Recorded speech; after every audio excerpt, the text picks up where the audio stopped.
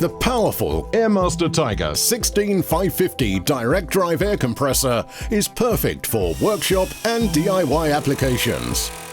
It is perfect for spraying paint and other finishes, and the high rate of delivery makes it ideal for nailing, stapling, polishing, sanding, and other garage uses. The compressor has an easily accessible oil filler and sight gauge.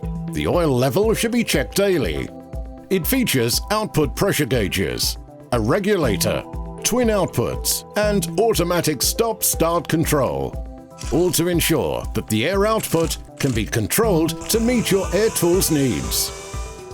A thermal safety cutout is located at the top of the compressor.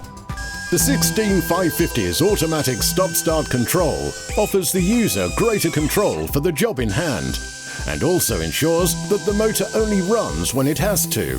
This saves energy, prolongs the lifespan of the motor, and saves you money.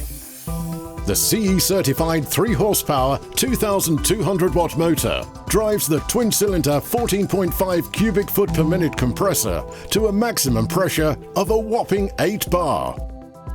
A wide range of air tool accessories are available from your local Clark stockist.